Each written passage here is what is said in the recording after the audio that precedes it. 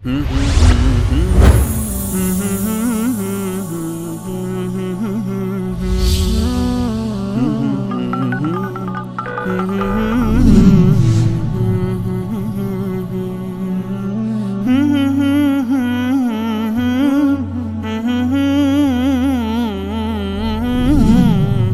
الله الرحمن الرحیم. امیرحسین هستم از بلژیک، شیعه هدایت یافته.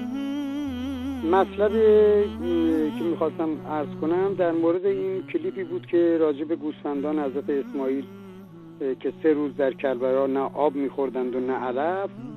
البته بینندگان کلیپ آن را دیدند، لزومی نمیبینم که کل آن را مجددا بازگو نمایم.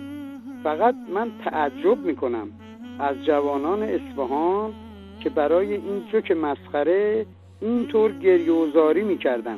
خیلی عجیب است، چون اصفهانی ها مردمان عاقلی هستن که من باهاشون خیلی مراوده داشتم و دارم.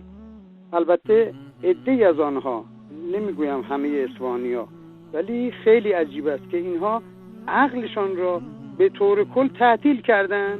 کرکرش هم کشیدن پایین، یه قفلم زدن روش که هیچ کسی دیگه نتونه این قفل باز کنه و عقل اینا رو به کار بندازه. آخه یه کمی خداوند به انسان عقل داده. در آیات مختلف در آیات قرآن در این مولد افلا یعقلون افلا تعقلون، فکر نمی کنید، عقلتون رو به کار نمیندازید. آخه چطور ممکنه همچین چیزی رو باور کنند و اونجور که در کلیپ من مشاهده کردم گریه و زاری بکنن؟ واقعا که تعجب آوره.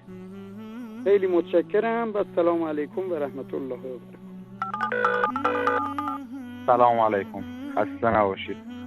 خیلی ممنون هستم از شبکه خیلی خیلی خیلی خوبتون، رسال حق و مجری عزیز و مولانای عزیز که تمام مردم و شریف مسلمان اهل سنت ایران را خوب یاری میکنن در مذهبشون که بتونن از مذهب خود دفاع کنن و در برابر اون کسانی که توهین میکنن، فحش‌های به قول آقای مجری میگن و نمیتونن با عقل و مدرک و درایت خودشون ثابت کنن و بیان صحبت کنن و میگن که چه کارهایی بکنیم، چه حرفایی بزنیم که بتونیم از خودمون دفاع کنیم، از مذهبمون، از اینکه بتونیم در برابرشون حرفای خودمون رو بگیم.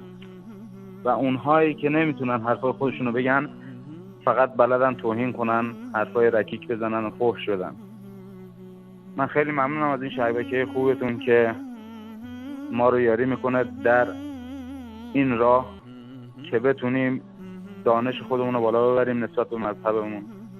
خیلی خیلی ممنون هستم از شما و دستن در کاران خوبتون که واقعا زحمت کشیدید، این شبکه رو درست کردید.